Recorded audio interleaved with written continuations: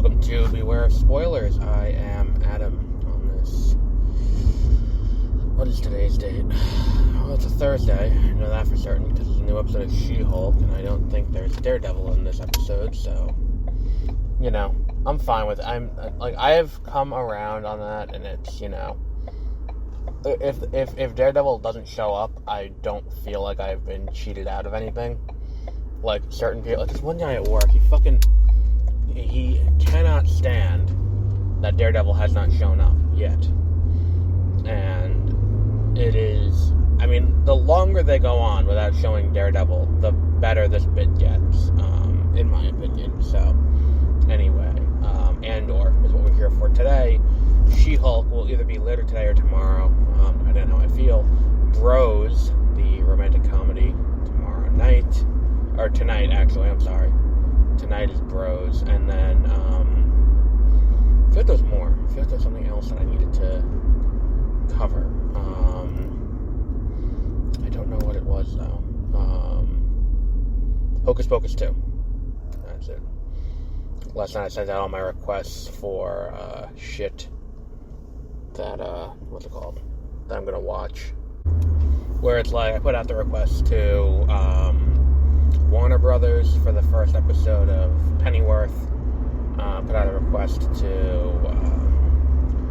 Peacock for there's a docuseries. I think it's a docuseries about Barney. Specifically, what was it about Barney that attracted such vitriolic hatred?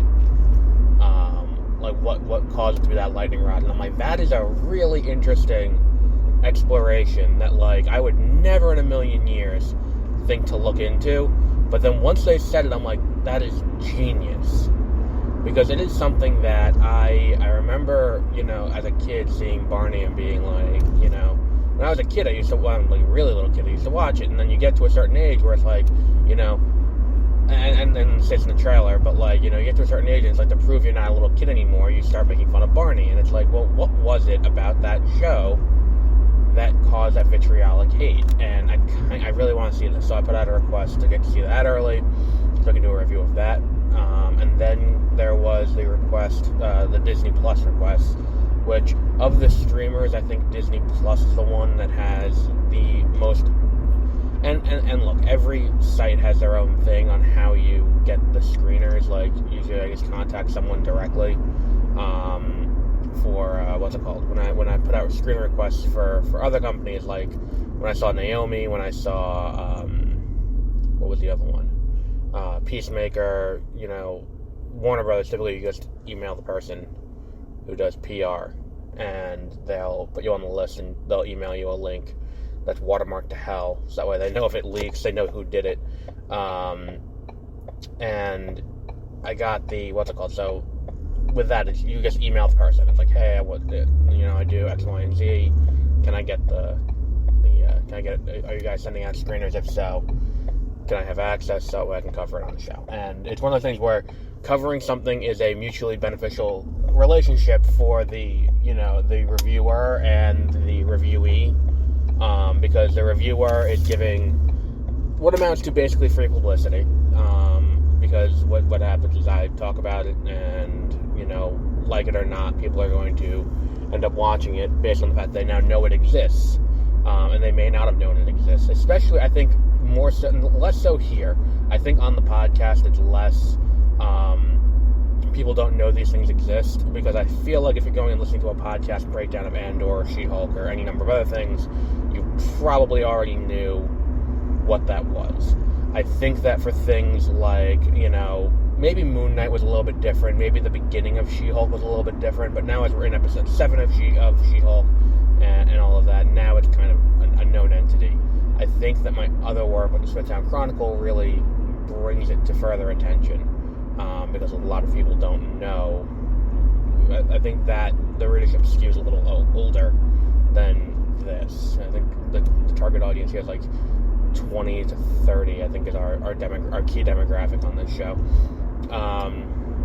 And looking at, and so, you know, you email the PR people. It's a pretty easy process. You email, and then they say yes or no. And, Disney makes it hard for absolutely no fucking reason. Disney will say to you, like,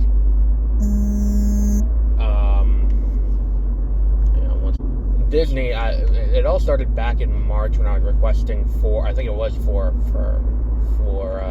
Moon Knight. I was like, let me email it and see if I can get Moon Knight. And I email, and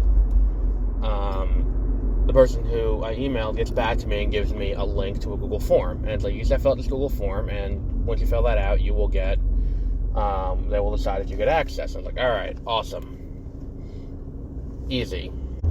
You have to fill out this Google form once for everything you're requesting, which is fun. So I gotta sit there and fill out this fucking form for each title I'm requesting access to. So I filled it out for Werewolf by Night. I saw reviews started going out for Werewolf by Night, so I shot out looking for that. Hopefully they give. I don't think they're going to, if I'm being completely honest, because I don't quite have the relationship with Disney that I do with the other studios, because the last time I made a request, which was for Pinocchio and She-Hulk and a few other shows, I got back, Andor was on the list too, I got back, no, and I was like, alright, whatever, sucks to suck. It just doesn't make sense to me why you wouldn't do it, but whatever. I mean, I'm going to cover it anyway, it's just, and I think that's part of why. The other reason might be the week I requested, I put up a review that called Light and Magic, Corporate Propaganda. Maybe that's something to do with it, but, so Mickey, I requested that documentary about Mickey Mouse. So, yeah, I put out a bunch of requests to Disney, and that was the most time-consuming part of it, because you got to fill out this form once per thing. And as I'm sitting here doing this, I'm like, why don't they just make a uniform login? Where you guys not uniform as in every studio uses the same thing, because that would be too easy. Why would they do that? I mean, do a uniform login or a login where you go in, and this is your press site, and you request access to various shows. You can keep your credentials updated on there to be able to be like, hey, this is what we have, this is our reach, this is our, this is all our stuff.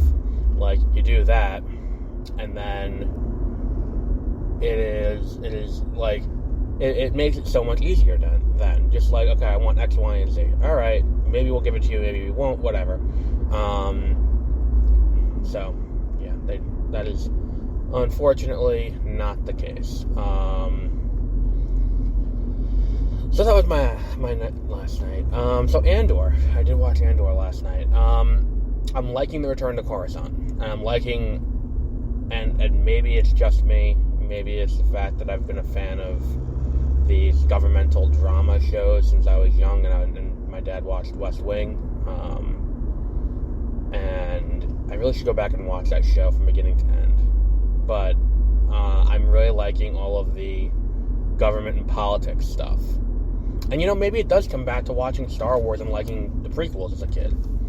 Because I did enjoy I was someone who enjoyed the prequels, and I know that may, and the thing is, it's like when Phantom Menace came out, I was 5 years old. Like, I was in the target audience for the prequels. So, it shouldn't be surprising that I liked the prequels. And looking at it like that, it's like, well, this all kind of makes sense now that I would continue to like this part of it. I still have my misgivings about another show about the birth of the rebellion. I think that's kind of where I'm still bumping into this a little bit. And I don't think we need, because here's the thing, we have Rebels, which did mostly the same thing. We have, like the Bad Batch, which is, I would assume, going to bump up against Rebels at some point. We have, Solo, which kind of told the beginning of the rebellion too. And it's this weird thing where we have all of these dispirited stories that aren't quite in lockstep with each other about how the rebellion got started, and it doesn't exactly mesh right. They don't exactly mesh together in a seamless way.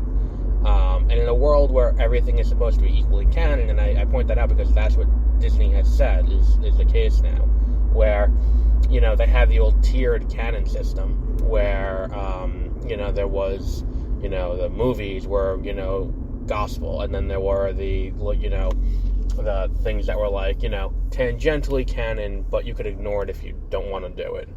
I think it was like, like the lower tiers were beholden to the tiers above it, and you had to adhere to whatever you had to adhere to whatever whatever was said in those. You couldn't retcon what was above you. So like a book couldn't retcon a movie, or a TV show couldn't retcon a movie, a book couldn't retcon a TV show, and so on and so on. And at the bottom of the list was like droids, the Ewok specials, and the holiday special were like down at the bottom. Do whatever you want. Ignore these. They're not important. And with the new system, when they threw out everything in an effort to streamline the continuity, which by and large did kind of need to happen, but there was a way to do that in which you could, what's the one we're looking for here? You could,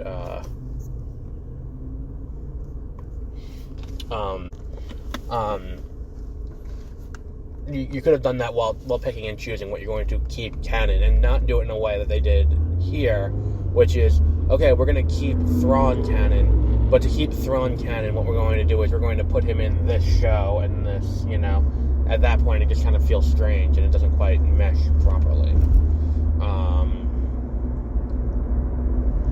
So, I whatever, that notwithstanding, keeping everything equally canon, I think, is kind of hurting the show actively, because it feels like we're rethreading the same thing that's been threaded before, except this time we're putting the focal point of the rebellion on this one guy who was not exactly a higher up when it came down to Rogue One.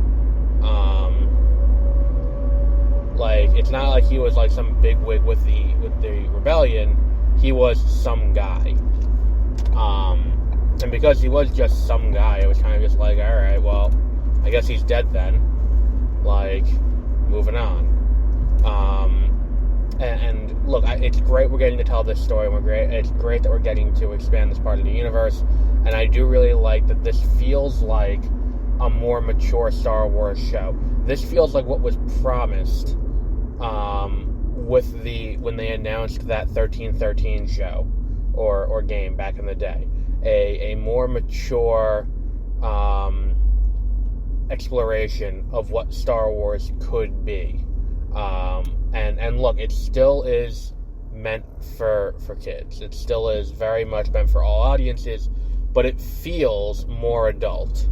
It feels more designed for, a more mature audience, which is, I think, drastically needed with Star Wars. I mean, look, Mandalorian is, it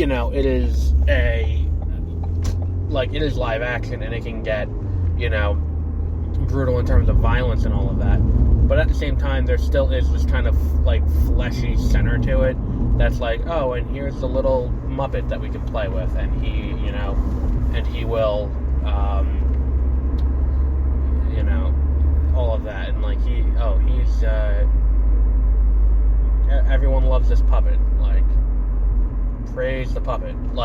It's that kind of thing where The Mandalorian had that going for it, but I don't think this show has that, which I couldn't imagine Mandalorian without Baby Yoda, but at the same time, I think he's so deeply ingrained in the spirit of that show that it kind of makes sense. So, I do think that, I do like Andor. I just wish that I'm going to treat it the same way and I have been treating it the same way I've been treating Solo. Give me a reason. You have to, for a story like this, if you're going to tell this story, and this really only applies in cases where we have a character who has already canonically died over the course of the show, over the course of this stuff. And, like, why do we need a prequel about Han Solo? What was it about that we need to make this movie that's going to tell Han Solo's story? And that is look, do I agree that it is an unfair question to ask? Absolutely.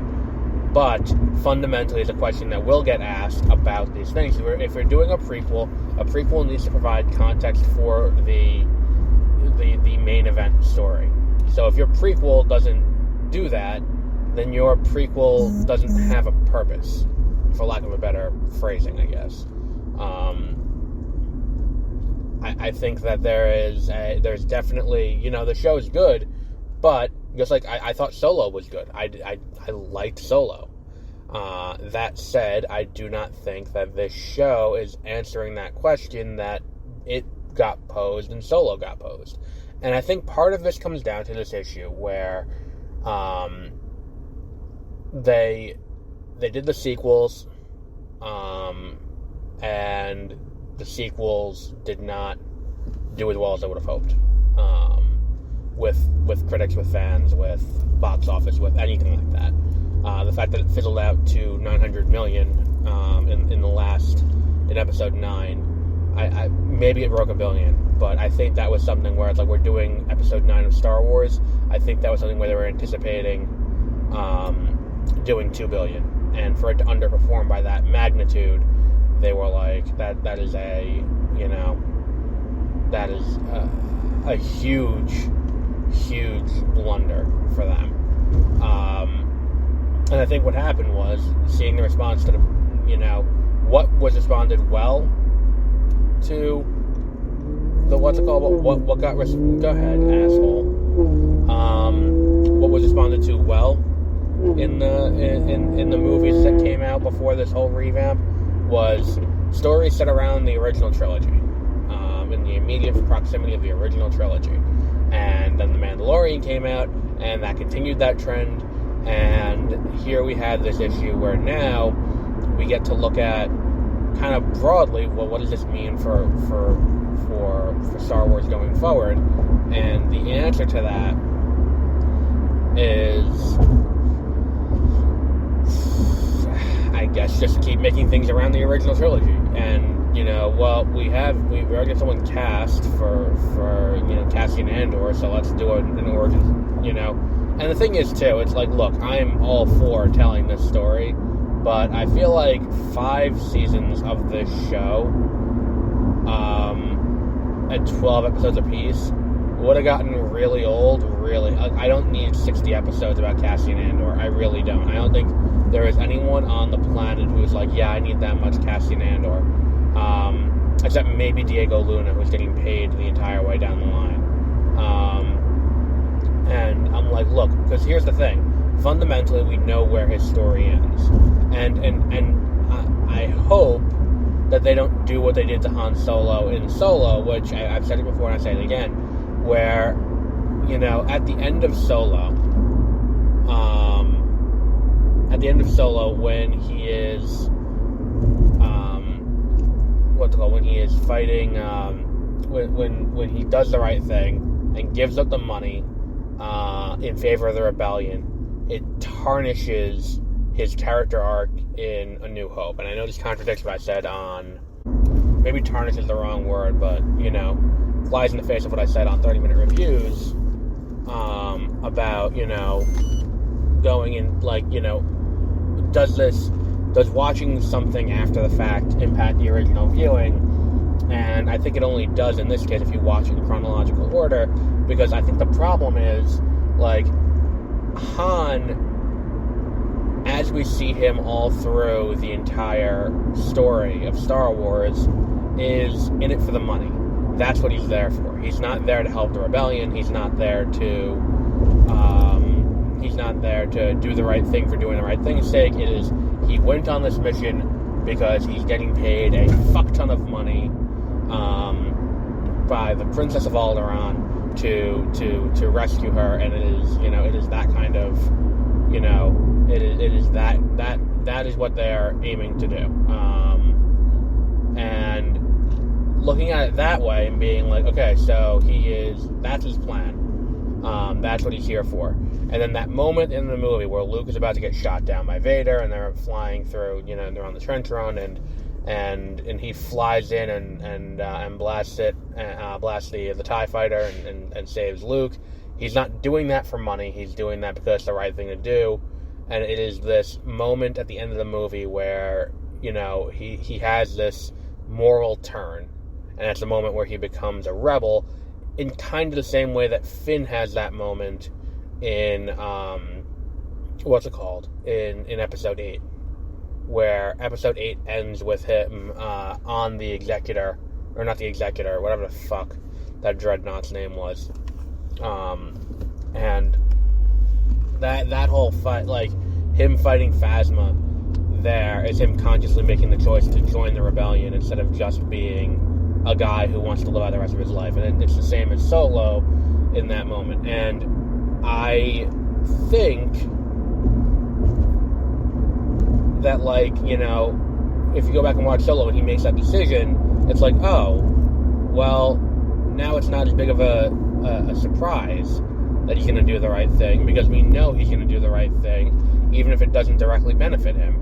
And arguably at this point, this benefits him even less. And the thing is, too, I think this comes from Disney owning them, because, like, I don't like giving honest trailers credit, because I feel like they take things out of context and warp it to make it seem, sillier than it is. And they'll alter footage in a way to be like, to make it look worse. And, okay, like, whatever, be that as it may, they are, you have this show, like, the issue with Solo, is, like, you can't have Han be too bad of a guy. Just like, okay, we're gonna make, Book of Boba Fett, and we're gonna have this cool show about how Boba Fett is a crime lord, but he's not gonna deal drugs, he's not gonna traffic people, he's not gonna run weapons, he's not gonna do anything illegal. And it's like, okay, so is he a crime lord then, or is he just a really, really shitty mayor? Like, that, and I think that's kind of the problem, where it's like, it was an accurate kind of point out that it's like, I think it's kind of that same thing where you can't have them be too bad. And look, with Andor, I mean, the show opens with him killing 2 people. Like, that is a great way to open the show, and a great way to move dramatic tension around. I just would have liked to, I hope the show continues being as good as it is, but I hope it answers that fundamental question. Why does this show need to exist? What is it about this show and this story that is integral to the institution of the rebellion that is different from what we've already seen? I think that's the big question that kind of needs to be answered. That as of right now, they have not. But who knows? Maybe they will answer it. Maybe I'll look like an asshole when they do answer that question. Because I think that's part of the problem, is that with a lot of these things, when I ask this question, and I think a lot of people don't think about that when they're writing these things. It's like, well, why do we need this story? What is this story going to do that is going to change how we feel about these characters? What does that mean for us?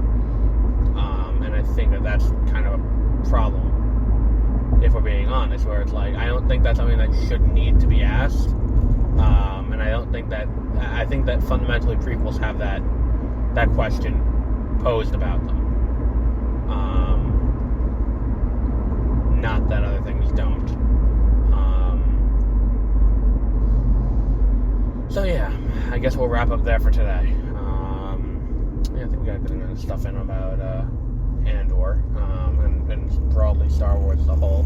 Andor comes out on Wednesdays on Disney+. If you like the show, please subscribe and give us 5 stars, especially on Apple Podcasts. That helps a lot. If you do want to support the show in other ways, you can go to our new website, multipleworldproductions.com, which is, where we have all of our cool episode listings. I've very slowly been upgrading that because I've been very busy lately. So the website is up, and there are links to where you can buy the books that go to support the show. But it is slow going to get to that point. So it'll be interesting. And if you want to tell your friends about the show, I've made it a little easier. Go to 30minutereviews.com and you'll go right to the Spreaker page for 30-minute reviews. And if you go to bewareofspoilers.com, you'll go right to the Spreaker page for Beware of Spoilers. That way, and on there are links to all the podcast services and how you can subscribe on there. It is a lot easier than the old way, which was go to a bit.ly link and then go to, and then go through there and click on that.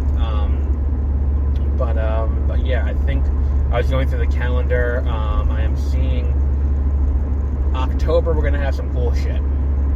October, we're going to have some really cool shit. And I think I'll announce it now. I am seeing She Said early. I'm seeing She Said on, the 16th of October, before it comes out in late November. That is the Harvey Weinstein movie. I will be going to the Hampton International Film Festival. I'll be doing 2 days there, Sunday and then the following Saturday. So that's cool. I think I'm interested to see.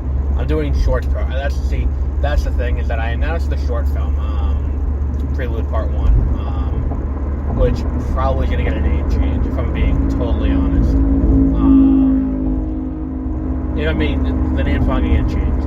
But either way, Prelude Part 1 got announced, and I've been trying to get into a mindset for making a short film and seeing how short format. And that's the thing, is that when you watch movies, you learn how to write narratively for a 2 hour and a half, 2 hour thing, but 20 minutes is kind of the thing that I want to figure out how to write for. So I've been going to a lot of short programs. So I did New York Indie.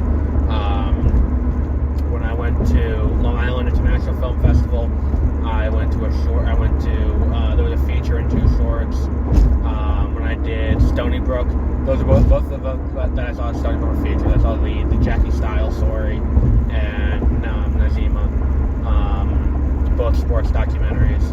And then here I'm seeing Voices from Long Island, because Smithtown Chronicle's going to be thrilled about that. And the other one I'm going to see is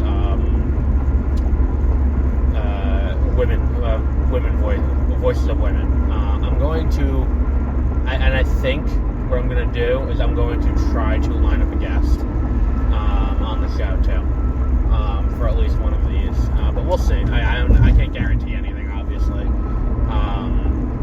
But I have my bag. I have my mobile office, which, for those of you who are listening, maybe for the first time, it's my bag. I have recording equipment and camera equipment and all of that on my person usually. It's a pretty interesting setup I got. But yeah, I think we'll wrap up there for today. So until our next episode, have a great rest of your week.